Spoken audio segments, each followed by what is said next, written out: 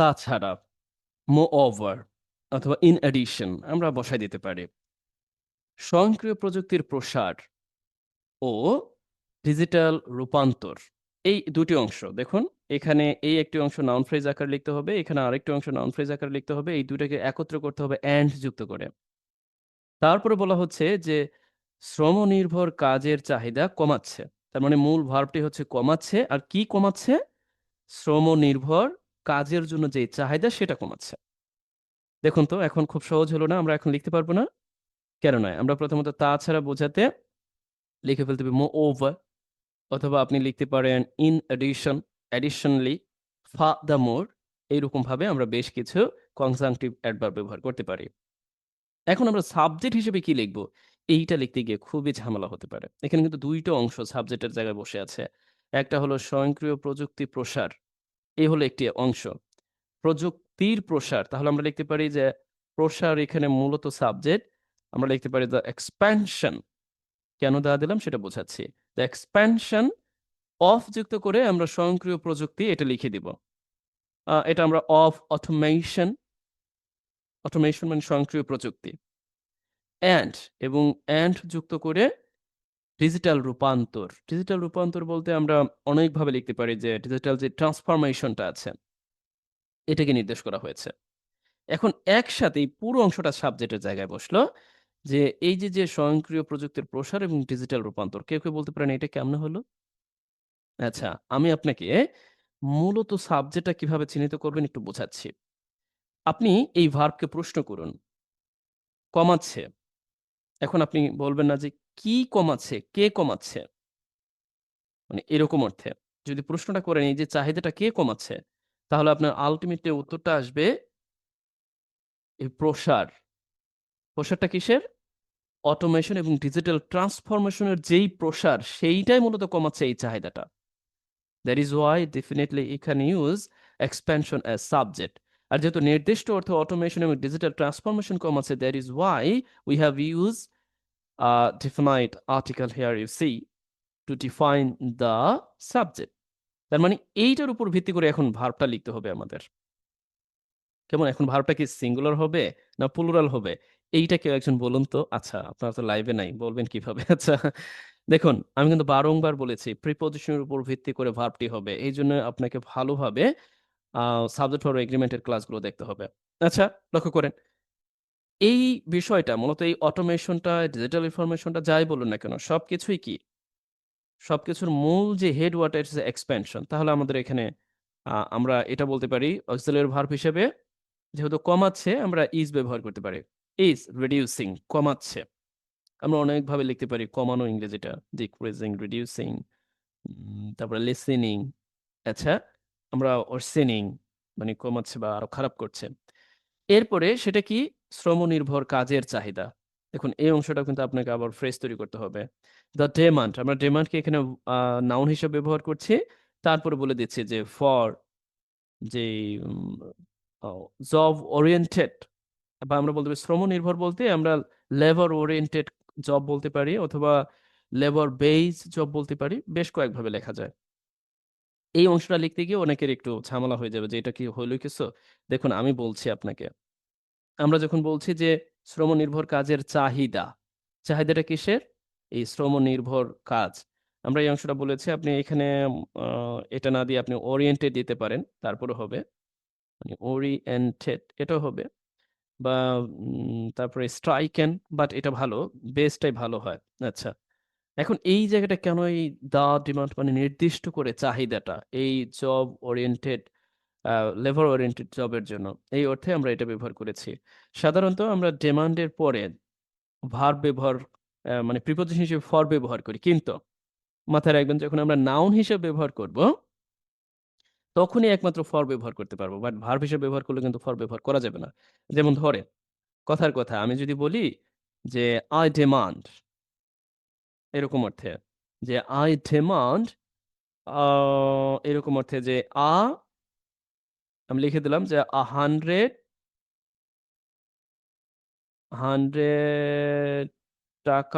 Note. ৳100 note. মানে আমি ৳100 একটা নোট দাবি করি। তোমার কাছ থেকে। লিখে দিলাম যে from you, তোমার কাছ থেকে। একটা ব্যাপার লক্ষ্য করুন তো, এই জায়গাটায় আমি কিন্তু for লিখি নাই। এটা একটু ব্যতিক্রম। যখন আমরা demand এর পরে সরাসরি অবজেক্ট নিয়ে আসবো, তখন আমাদের for লেখার কোনো যৌক্তিকতা নাই। সরাসরি আমরা একে ট্রান্সিটিভ ভার্ব হিসেবে এই আলোচনাটা অনেকের কাছে দুর্বোধ্য মনে হতে পারে। ট্রান্সিটিভ ভার্ব হিসেবে বসাই দিলাম। কোন জাতীয় ভার্বগুলোর উপরে প্রিপোজিশন নাই সেই ক্লাসও দেওয়া আছে। সুতরাং সেটা আগে দেখে নেবেন। প্রিপোজিশনের ক্লাসে সেটা দেওয়া আছে। আচ্ছা, দেখুন a demand, বাট এইখানে কেন দিয়েছি? যখন আপনি নাউন হিসেবে ব্যবহার করবেন, তখন আপনি প্রিপোজিশনটা ব্যবহার করতে পারবেন। I think so I have got. আচ্ছা চলুন, পরবর্তীতে আমরা দেখার চেষ্টা করি। ইতিমধ্যে আমরা পেয়েছি যে আমরা এই বাক্যটি খুব সহজেই এভাবে লিখে ফেলতে পারি। আর কিভাবে আপনি সাবজেক্ট চিহ্নিত করবেন, কিভাবে এত বড় নাউন ফ্রেজ তৈরি করবেন, এই ব্যাপারগুলো কিন্তু আপনি নোট করতে পারেন। আপনার প্রয়োজনে ব্যবহার করতে পারেন।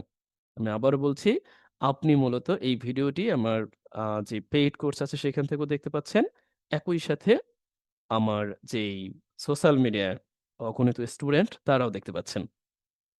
সবাই যার জায়গা থেকে দয়া করে কাজ করার চেষ্টা করবেন। এ পর্যায়ে আপনার জন্য একটা বাড়ির কাজ। এই বিষয়টি এই বিষয়টি বলতে AI অটোমেশন বেকারত্বের সংকট আরো জটিল করে তুলেছে। বেকারত্বের সংকটকে আরো জটিল করেছে। দেখুন, আরো জটিল করা অর্থে আপনি deteriorated ব্যবহার করতে পারেন, worsened ব্যবহার করতে পারেন। তারপরে degraded ব্যবহার করতে পারেন। জটিল করে তুলেছে cause, further cause, complex অনেকভাবে ব্যবহার করতে পারেন। এটা আমি বলে দিব না। তাহলে তো সবকিছু আমার বলে দেয়া হয়ে গেল। বাট আপনি চেষ্টা করবেন সর্বোচ্চ। Try your best. রাইট? আচ্ছা, চলুন আমরা পরবর্তী দেখার চেষ্টা করি। এই পরিস্থিতিতে অনেক বেকার তরুণ বিদেশে কাজের সন্ধানে দেশ ছাড়ছেন বা দেশ থেকে বিদেশে চলে যাচ্ছেন। আচ্ছা, আমরা প্রথমত লিখতে পারি এই পরিস্থিতিতে আমরা অনেকভাবে লিখতে পারি in this situation, under this circumstance, মানে on this condition, আরো বেশ কিছুভাবে আমরা লিখতে পারি যে অনেক তরুণ। আমরা লিখতে পারি যে many unemployed youth, অনেক বেকার তরুণ। এরা মূলত বিদেশে চলে যাচ্ছে অথবা দেশ ছাড়ছে। আমরা ২ ভাবে লিখতে পারি। এটাকে লিখতে পারি যে going abroad, অথবা আমরা এই অর্থে লিখতে পারি যে leaving the country to go abroad. কয়েকভাবে লিখতে পারি যে going abroad, তার মানে বিদেশে যাচ্ছে। এরপরে কি? কাজের সন্ধানে। এই অংশটা আমরা লিখে দিতে পারি যে in search of a jobs. আপনি চাইলে অনেকভাবে লিখতে পারবেন। দেখুন, আমি যেভাবে লিখেছি এইভাবে লিখতে হবে ব্যাপারটা এরকম মোটেও না। আপনি চাইলে কিন্তু এভাবে লিখে দিতে পারেন যে and leaving the country. এরপর আপনি লিখে দিতে পারেন যে in search of job. আবার going abroad, বিদেশে যাচ্ছে। এভাবে লিখে দিতে পারেন। সমস্যা নেই। আচ্ছা চলুন। আমরা এই বাক্যটি খুবই সহজ, আমরা বুঝতে পারলাম। পরবর্তীতে দেখি। অনেকে আবার অপ্রাতিষ্ঠানিক খাতে আ কম মজুরি এবং খণ্ডকালীন কাজে নিযুক্ত হচ্ছেন। অনেকে আবার, এই অর্থে আমরা ব্যবহার করতে পারি others, অন্য যারা আছে। অনেকে আবার বলতে বোঝানো হচ্ছে অন্য যারা আছে, others are, engaged, এরা হচ্ছেন বা হইতেছেন বা হয়েছেন, এই অর্থে আমরা লিখতে পারি যে engaging। আমরা engage ব্যবহার করলে স্বভাবতই আমাদের ব্যবহার করতে হয় in, যে হচ্ছেন in low, এরপরে কম মজুরির বা খণ্ডকালীন কাজে, কম মজুরি অথবা পার্ট টাইম জবে তারা অন্তর্ভুক্ত হচ্ছে। বিশেষ করে অপ্রাতিষ্ঠানিক যে ইনফরমাল সেক্টর গুলো আছে, সেই সেক্টর গুলোতে। লক্ষ্য করেছেন? এই অংশটাকে আমরা অ্যাডভার্বিয়াল অংশ হিসেবে দ্য ইনফরমাল সেক্টর, এবং সেই সেক্টরে প্রধানত কম মজুরি এবং পার্ট টাইম জবে তারা অন্তর্ভুক্ত হয়েছে। I think so you have got. Then we see. আমরা সর্বোচ্চ চেষ্টা করব এই ছোট বাক্যগুলোকে যেন আমরা নিজেদের প্রয়োজনে ইউজ করতে পারি। যদি এই ব্যাপারগুলোকে আমরা ব্যবহার না করি, অভ্যস্ততা না গড়ে তুলি, তাহলে কিন্তু হবে না। যেমন দেখেন, এই যে engage in, এটাকে একটু মাথায় রাখতে হবে। এই যে low paid or part time jobs in the informal sector, ব্যাপারগুলোকে একটু মাথায় রাখতে হবে। নতুবা কিন্তু অবস্থাটা কঠিন হয়ে যাবে। এই সংকট সমাধানে সরকারের পাশাপাশি বেসরকারি খাত থেকে সক্রিয় ভূমিকা প্রয়োজন। এটাই কিন্তু প্রকৃত সত্য। আরো আছে, আইর অবস্থা রে, আরো আছে। কি এক ঝামেলা রে! আ then we see, and এই সংকট সমাধানে।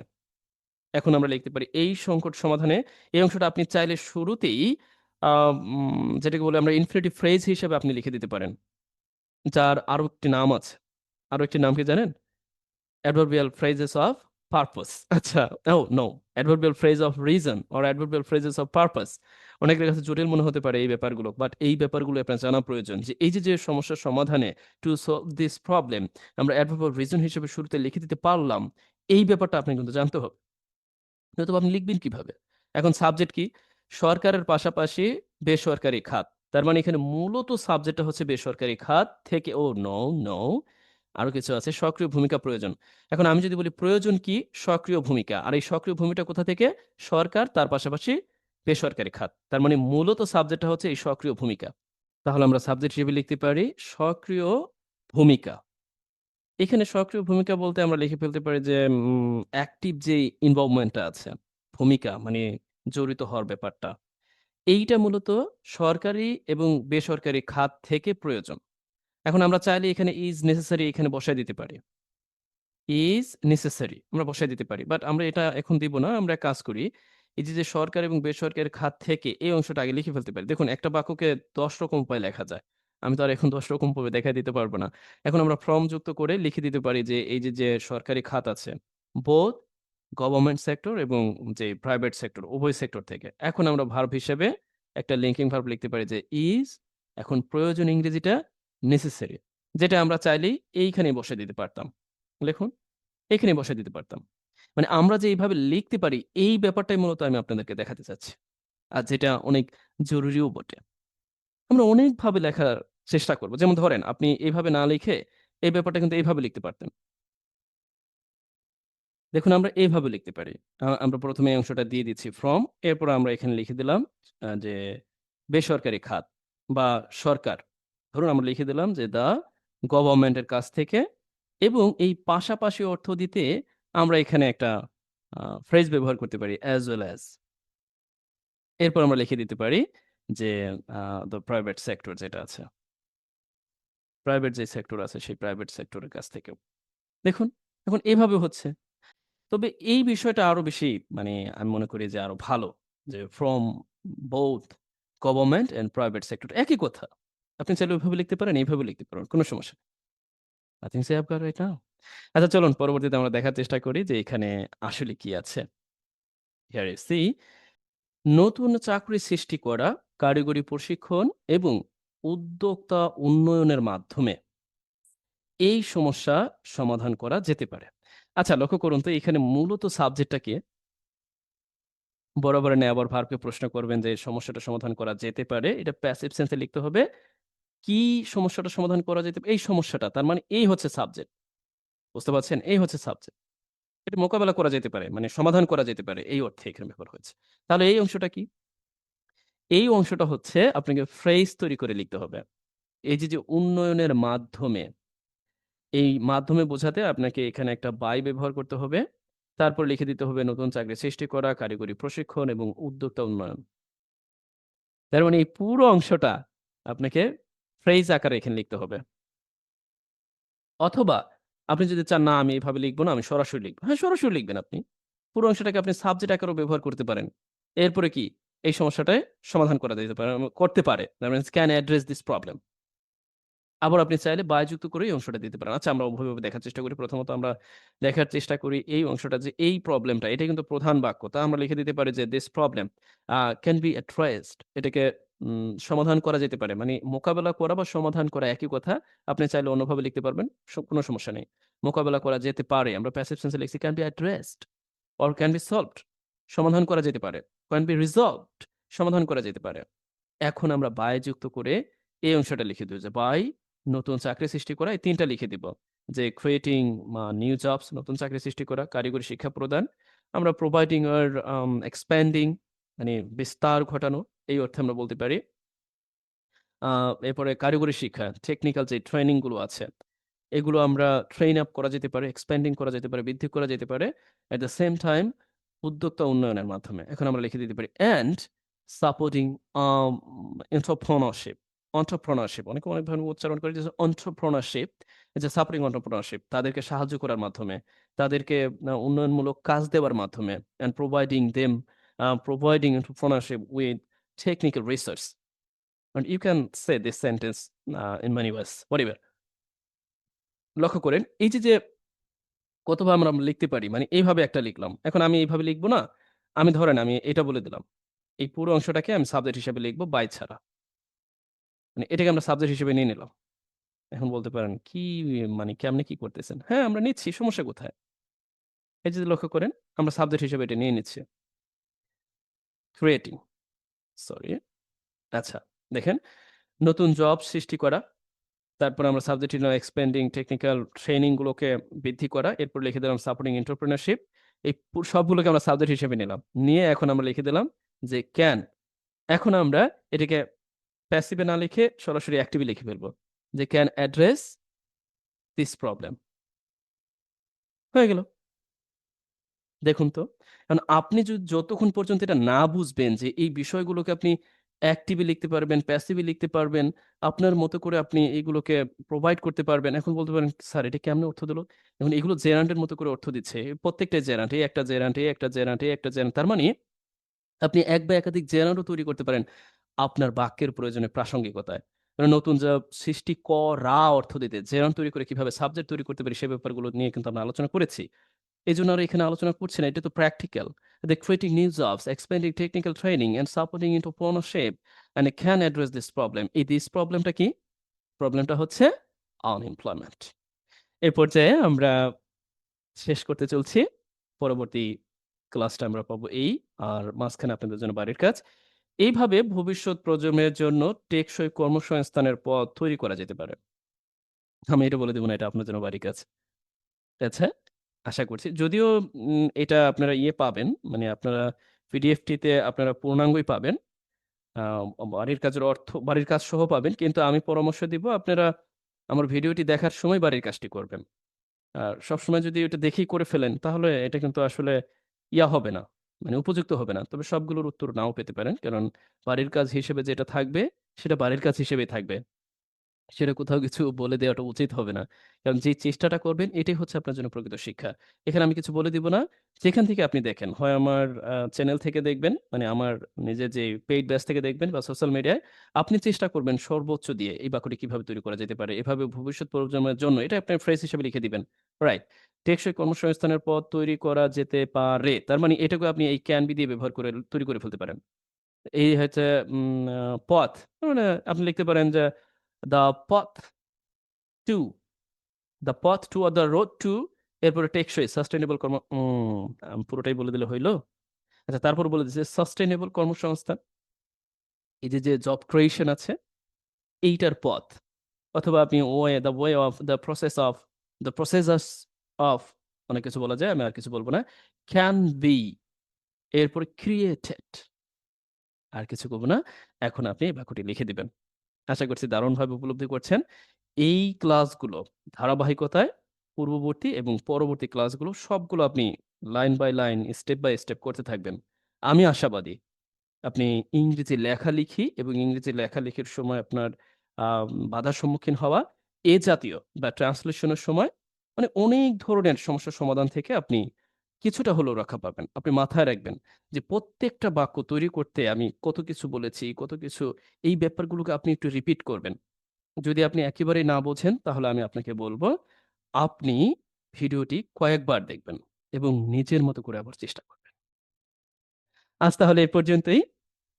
যারা সোশ্যাল মিডিয়ায় থাকবেন তারা ২ টা অংশে দেখবেন হয়তোবা। আর যারা আ কোর্স থেকে দেখবেন তারা একটা ভিডিওর মধ্যেই দেখতে পাবেন। আজ তাহলে এই পর্যন্তই। ভালো থাকুন, সুস্থ থাকুন। Best of